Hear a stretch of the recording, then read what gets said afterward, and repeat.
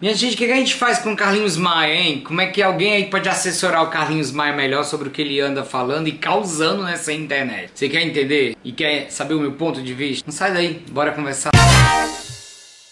Arroba da minha internet, tudo bem com vocês? Comigo tá tudo bem, certo? E no vídeo de hoje eu vou pegar a carona, vou surfar nessa treta do Carlinhos Maia aí, mas eu quero trazer um outro viés, um outro olhado que a gente possa falar o que tá acontecendo. Se você não tá sabendo do rolê, não tão conectado assim, vou te atualizar rapidinho, mas Carlinhos Maia, ele ficou aí em segundo lugar nos trend tópicos do Twitter, como um dos assuntos mais comentados na internet, porque ele tinha feito uma sequência de stories onde não pegaram um recorte, um pedaço do que ele estava dizendo nesses stories e foi muito mal interpretado e muito principalmente impulsionado pelo Felipe Neto, onde o Carlinhos Maia ele estaria fazendo apologia ou incentivando uma pessoa a praticar o suicídio. E aí ficaram todos os zigs de fofoca aí bombando, né? Uma parte dos zigs de fofoca apoiaram o Carlinhos Maia, outra parte de zigs de fofoca caíram detonando em cima dele. A gente já sabe que esses zigs de fofoca, deixa eu atualizar vocês, zig de fofoca é Instagram, tá, gente? A gente sabe que esses Instagrams de fofoca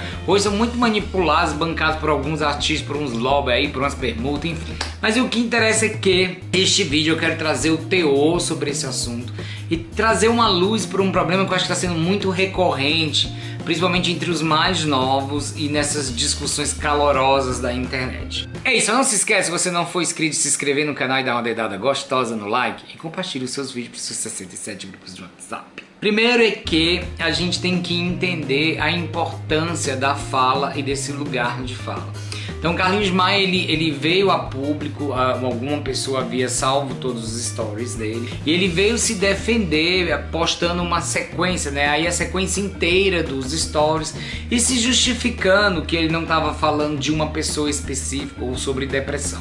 Ele estava falando aí sobre a questão do olhar de Deus, a relação com Deus e a questão do esforço próprio para alcançar a benevolência de Deus, algo nesse sentido. Mas assim, o que não importa, e é isso que eu queria dizer pra você, Carlinhos, e você que tá assistindo este vídeo, a gente tem que começar a responsabilizar e entender que essa época, né, essa onda que me levou ao sucesso pela minha autenticidade, pelo meu recorte, pelas coisas que eu acreditava, pelas minhas próprias vivências, em algum momento, depois do sucesso alcançado, eu tenho, e aí minha dica, Carlinhos, eu tenho que começar a me preocupar, a azeitar o meu conteúdo, a pensar melhor sobre o meu lugar de fala, né? Você fala para multidões, para um público muito jovem, e eu acho que você está embebecido por um mal desse nosso novo século, né? Que é esse mal de acreditar que tudo é uma questão de esforço próprio.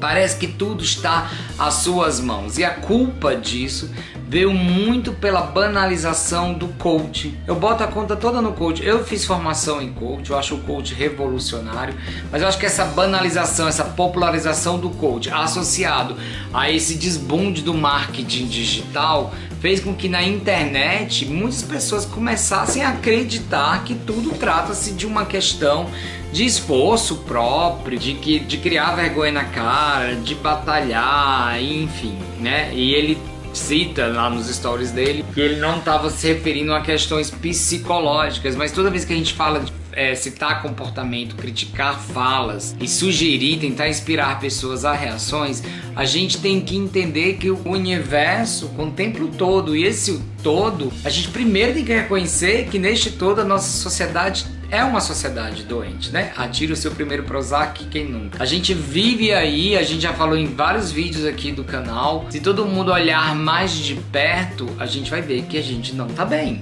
Então, Carlinhos Maia, eu acho que por mais que você tenha vindo de baixo com todo o seu sucesso, que eu acho que você é um cara super talentoso, eu acho que você tem muito o que agregar, mas eu acho que você tem que sair dessa crise persecutória da sua fama e você começar a ter uma autocrítica e entender que por mais que não tenha sido a sua intenção, a gente tá entrando no Setembro Amarelo, a gente que é um mês que a gente traz toda essa conscientização para esse tema tão espinhoso, tão delicado como é o suicídio. E eu não tinha muita empatia em relação a esse assunto. Eu também, há muito tempo atrás, achava que isso era falta de peia, era falta de água bater na bunda, de ter um choque de realidade. Só que eu mesmo, muitas vezes, em processos difíceis da minha vida, eu cheguei a questionar a dar cabo na minha vida. Porque o suicídio, por muitas vezes, não é nem o cabo à vida, mas é o cabo à angústia, ou o cabo daquela situação horrorosa em que a pessoa se encontra. Eu tô falando de mim, que eu ainda fiz terapia por um tempo, eu tenho um transtorno de ansiedade. Se até eu, que me considerava uma pessoa que não tinha depressão, cheguei a questionar muitas vezes esses momentos de angústia, a considerar o cabo à vida, o que dirá as pessoas mais jovens, instáveis emocionalmente, num turbilhão de coisas para descobrir a vida, numa sociedade que cada vez mais está apontando o dedo e dizendo que a conta é tua, tu resolve, tu vence, tu sua, tu trabalha, tu acontece. Cara, eu fico muito preocupado, muito preocupado. E eu acho que é importante, sabe, Carlinhos, a gente começar a sensibilizar essa questão. A começar a entender que o processo de cada um é o processo de cada um. Que por mais que a gente queira inspirar as pessoas, por mais que a gente queira trazer luz aos problemas dela, com as nossas vivências, com as nossas experiências, a gente tem que entender que as nossas vivências e experiências estão muito no escopo da nossa essência, e a nossa essência não é uma verdade absoluta, não é uma métrica, nenhuma regra a ser cumprida. Então eu acho que foi muito infeliz a sua fala, por mais que a sua intenção não tenha sido essa, e eu peço para que você tenha mais cuidado sobre o que você vai falar. E eu acho que a dica tá justamente em você não banalizar essas questões. Não trata-se de justificar e explicar o que você quis dizer, mas trata-se de você fazer uma autocrítica e entender como isso foi compreendido pela maioria num período que toda a atenção que a gente quer aqui na internet, a gente pede a tua ajuda no teu lugar de fala, é trazer atenção para essa questão do Setembro Amarelo. Por isso, pessoas, não subestimem se alguém disser que está mal ao seu lado. Observe os sinais próximos a você. Muitas vezes, quando eu cheguei a cogitar e passar isso pela minha cabeça, ninguém ao meu redor desconfiava, ninguém passou pela cabeça delas. Então, se eu cheguei próximo a pensar disso e sem ninguém perceber que eu estava num quadro de depressão, considere que tem muitas pessoas que podem vir a consumar e te surpreender da mesma forma. Então é um assunto sério, eu acho que a gente tem que perder o tabu de falar mais sobre isso, parar de subestimar e tratar as pessoas que pensam em relação a isso, ou que estão passando por isso, como pessoas fracas. A gente tem que tentar dar apoio, tentar levar ela para o melhor tratamento. Eu busquei os meus recursos, eu busquei o meu tratamento, e isso ajuda para todo mundo. A gente que está aqui na internet, à medida que a gente vai crescendo, a gente tem que, além do exercício da empatia com o outro, considerar esse alcance que nós temos e tentar azeitar e melhorar da melhor forma o que a gente tem para passar e realmente, de fato, inspirar as pessoas. Esse é o meu recado, essa é a minha mensagem para esse mês de setembro, e eu quero que vocês comentem aqui embaixo que outras situações, o que vocês podem ajudar para a gente dialogar mais sobre Setembro Amarelo, que eu vou adorar.